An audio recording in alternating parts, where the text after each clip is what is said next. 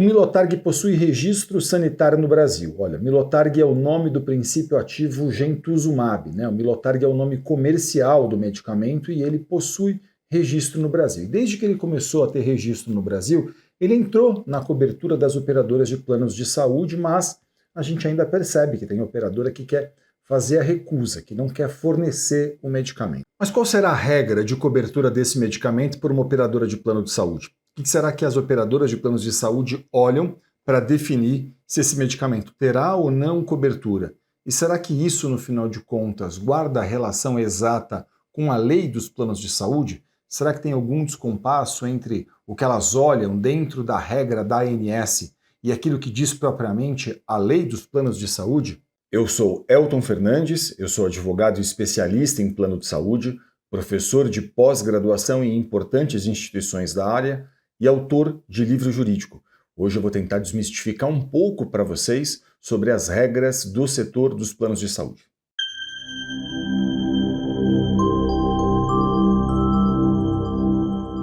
Olha, esse medicamento é um medicamento de uso ambulatorial para o tratamento do câncer. E nessa situação especificamente, a regra da ANS entende que ele tem cobertura automática e obrigatória pela operadora de plano de saúde, sempre que a prescrição do médico estiver em acordo com a bula autorizada pela Anvisa, aprovada pela Anvisa no Brasil. Então, vou repetir a regra para vocês.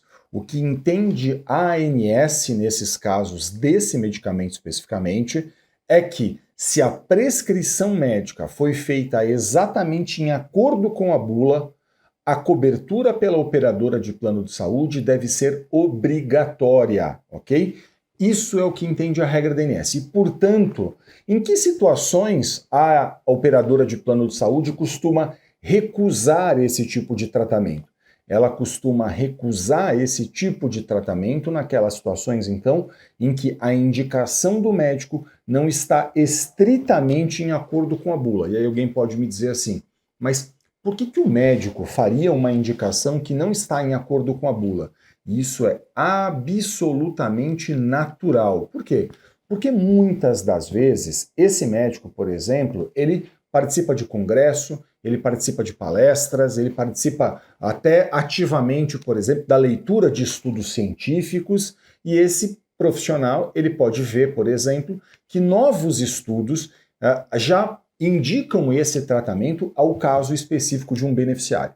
E aí ele faz o quê? Ele, se aproveitando desse conhecimento que a ciência já concedeu a ele se apoderando desse conhecimento, então, ele às vezes viu um congresso da ASCO nos Estados Unidos, que é o maior congresso de todo o mundo, oncológico, né, o maior congresso oncológico de todo o mundo, ele pode ir lá e fazer o quê então? Ele pode ir lá e falar assim, vou fazer a prescrição a esse paciente, mesmo não estando em acordo com a bula autorizada pela Anvisa. Isso é um erro? Em hipótese alguma.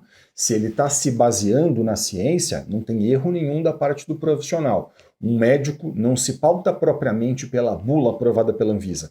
Ele se pauta pela ciência, ele se guia por esses indicadores todos que a ciência baliza a ele.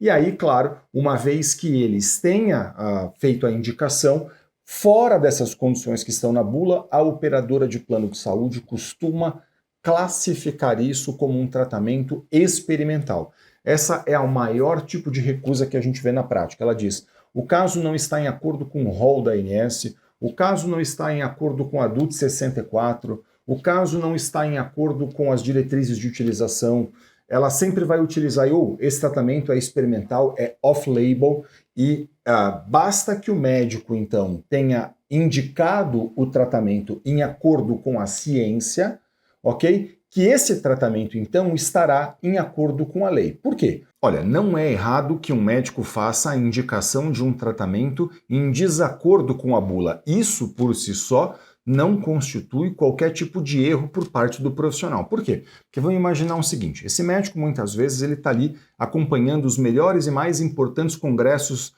sobre a oncologia. Ele está participando, então, de congressos dentro da ASCO, lá nos Estados Unidos, que é feito anualmente. Ele está vendo as publicações científicas de estudos que vão saindo.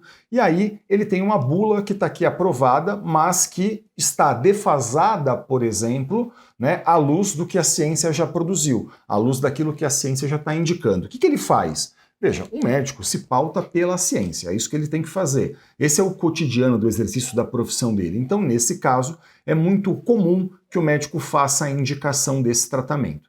É muito comum que ele olhe para esses estudos científicos e faça a indicação que, nesse momento, está até em desacordo com a bula aprovada pela Anvisa, mas está em acordo com a ciência, está em acordo então com tudo aquilo que a ciência está dizendo para ele.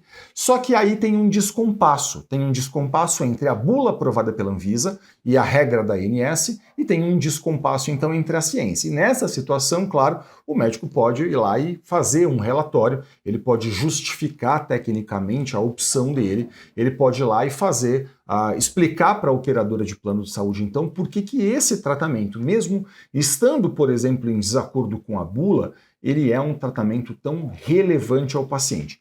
Essa é a maior razão pela qual a gente vê no cotidiano, no exercício da profissão, eu vejo as operadoras de planos de saúde recusando. Então, o que muitas vezes acontece é que a operadora de plano de saúde, ela diferencia o que é off-label daquilo que ela, ou melhor, ela não diferencia o que é off-label do que é experimental. Ela trata como se tudo fosse a mesma coisa. Off-label é o que não está em acordo com a bula. Experimental, no final de contas, não tem nada a ver com a bula. Experimental, a gente deve classificar isso apenas como aqueles tratamentos que não têm lastro técnico-científico. O fato de não estar na bula não faz com que um tratamento possa ser considerado experimental. E, portanto, essa regra da ANS dizendo que, estando fora da bula, a operadora de plano de saúde, ela não teria, então, em tese, a obrigação de fazer o custeio, ela está incorrendo numa afronta à lei. Né? Essa regra da ANS, ela é uma regra hierarquicamente inferior à lei. E sempre que houver uma contrariedade entre a regra da ANS e a lei, vale o que na prática? Vale a lei e não a regra da ANS. Nessa situação, um advogado especialista em plano de saúde vai poder analisar o seu caso e ele vai poder, então, a partir dessa análise, entender o seguinte: se está em acordo com a regra da ANS, ele pode, ele mesmo, inclusive, ajudar você a formalizar a reclamação dentro da ANS. Essa é uma prerrogativa que um advogado tem, que esse profissional possui. E aí, claro, se não estiver em acordo com a regra da ANS, ele vai ter que entender o caso, analisar se é, por exemplo, a situação de mover eventualmente uma ação judicial contra esse plano de saúde, a fim de buscar no Poder Judiciário a cobertura desse tipo de tratamento. Okay? Então, essa é uma possibilidade que o advogado possui. E claro, você deve estar perguntando, mas será que se eu tiver, por exemplo, que mover uma ação, como é que isso funciona? Né? Como é que seria isso na prática? Isso não vai levar muito tempo? Deixa eu explicar um pouquinho para vocês essa questão. Olha, a ação judicial é um procedimento. Esse procedimento, por exemplo, ele pode ser feito com um pedido de liminar. O que é um pedido de liminar? Né? Um pedido de liminar é um requerimento que você faz a um juiz pedindo que ele determine desde logo, desde o começo do processo, o fornecimento do tratamento que aquela pessoa precisa. Então, por exemplo, se você demonstra para um juiz que existe um direito e uma urgência, o que o juiz pode fazer? Ele pode determinar desde logo o fornecimento daquilo que você está fazendo o pedido.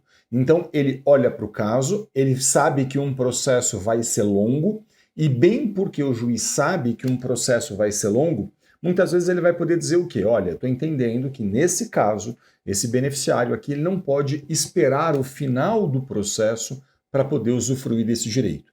Então, entendendo que existe direito e que existe urgência, ele pode, então, determinar essa liminar. Ele pode conceder essa ordem liminar a fim de que a pessoa possa usufruir desse direito logo no começo do processo. Ele pode fazer isso a qualquer momento.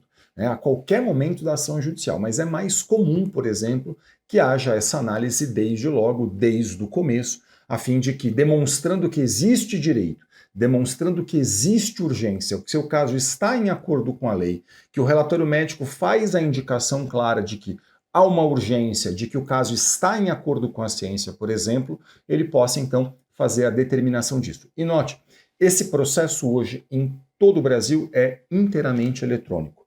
Então assim, do Oiapoque ao Chuí, não importa onde você esteja, um processo judicial é inteiramente eletrônico. Imagina que você mora na cidade de São Paulo e você vai conversar com um advogado de São Paulo. Esse profissional vai mover uma ação judicial eletrônica.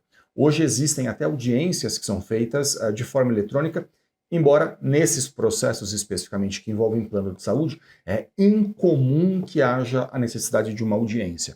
Pode haver a necessidade de outras questões, outras provas dentro do processo, mas audiência, participação de audiência, não.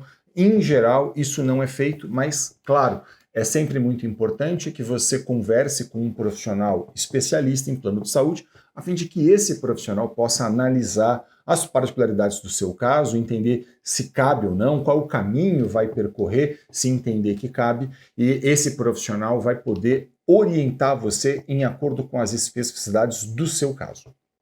Você vai poder dizer para mim eventualmente, mas eu não conheço ninguém que seja especialista nisso. Veja, deixa eu falar uma coisa para vocês. Hoje, essa consulta com o seu advogado pode ser feita até de forma online. E eu tenho muito orgulho de dizer para vocês que em todo o Brasil, nas pós-graduações em que eu leciono, a gente forma profissionais cada vez mais capacitados, especialistas nisso, capazes de olhar profissionalmente para uma questão como essa, capazes de fazer uma análise cuidadosa de um caso, a fim de poder entender quais são as possibilidades que a gente tem, quais são os caminhos que vão ser percorridos. Então, se você não conhece um profissional aí da sua cidade, por exemplo, você pode buscar isso pela internet, fazer isso online com um profissional, não tem problema nenhum, até porque, como eu mencionei para vocês, um processo que eventualmente tenha que ser movido um processo, essa ação será eletrônica, tudo correrá eletronicamente. Então, não importa se você está numa cidade e seu advogado está na outra cidade, se você está num estado e seu advogado está muito distante de você, porque tudo isso pode ser feito hoje de forma online, e eu tenho muito orgulho de poder dizer que em todo o Brasil a gente forma nas pós-graduações em que eu leciono profissionais muitíssimo capacitados para lidar com esse tipo de questão. Então, eu sugiro muito que você converse sempre com profissionais especialistas nesse tema. Eu espero que esse vídeo tenha sido útil a você. Muito obrigado pela sua audiência. Se ficou qualquer dúvida, deixe um comentário aqui no canal. Para a gente é sempre um grande prazer poder ajudar, interagir, tirar dúvidas e, claro, não deixe de acompanhar a gente nas redes sociais. Muito sucesso para você e saúde. Até o próximo vídeo.